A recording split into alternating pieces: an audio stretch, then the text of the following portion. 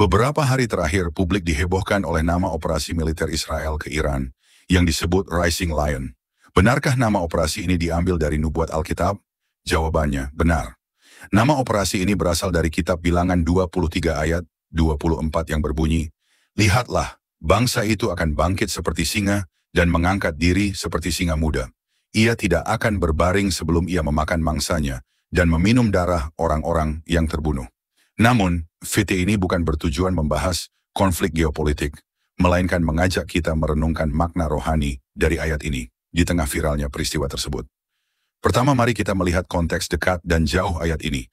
Bilangan 23 mencatat kisah Bileam, seorang peramal yang disewa oleh Balak, Raja Moab, untuk mengutuki bangsa Israel yang sedang dalam perjalanan menuju tanah perjanjian.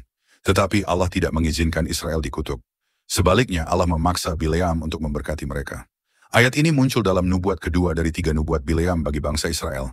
Dalam nubuat ini, Israel digambarkan seperti singa, yaitu bangsa yang kuat, berani, dan tidak bisa dihentikan karena dilindungi oleh Allah.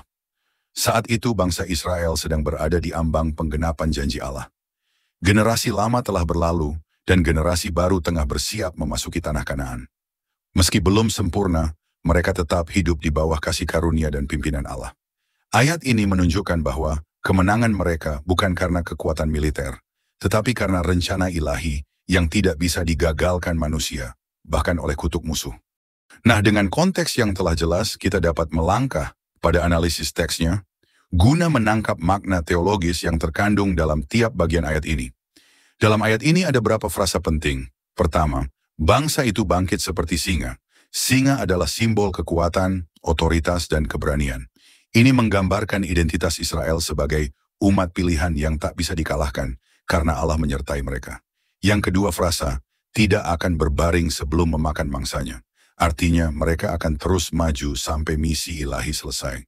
Ini adalah gambaran ketekunan dan fokus rohani untuk menyelesaikan panggilan Tuhan. Dan yang ketiga, meminum darah yang terbunuh.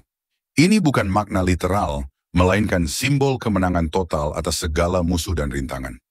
Kemenangan yang berasal dari Tuhan, bukan dari kekuatan manusia.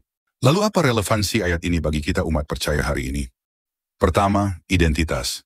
Kita dipanggil untuk hidup dalam otoritas rohani sebagai anak Allah, bukan dalam ketakutan, rasa rendah diri, atau intimidasi dunia. Yang kedua, penyertaan Tuhan. Sama seperti Israel tidak bisa dikutuk karena berkat Allah atas mereka, kita pun tidak bisa dijatuhkan oleh musuh selama kita hidup dalam perjanjian dan kebenarannya. Dan yang ketiga, ketekunan. Seperti singa yang tidak berbaring sebelum menang, kita dipanggil untuk tidak menyerah di tengah proses kehidupan, tetapi bertahan sampai panggilan Tuhan dalam hidup kita tergenapi. Oleh karena itu, bangkitlah dari keputusasaan. Hiduplah dalam iman, bukan ketakutan. Lanjutkan pelayanan dan panggilanmu, meski banyak tantangan. Karena ketika Tuhan menyertai, tidak ada yang bisa menghentikan umatnya. Kesimpulan, Rising Lion bukan sekadar sandi militer. Ayat di baliknya menyimpan kekuatan profetik dan pengingat bahwa umat Tuhan selalu punya alasan untuk bangkit. Bukan karena kekuatan sendiri, tapi karena Tuhan di pihak kita.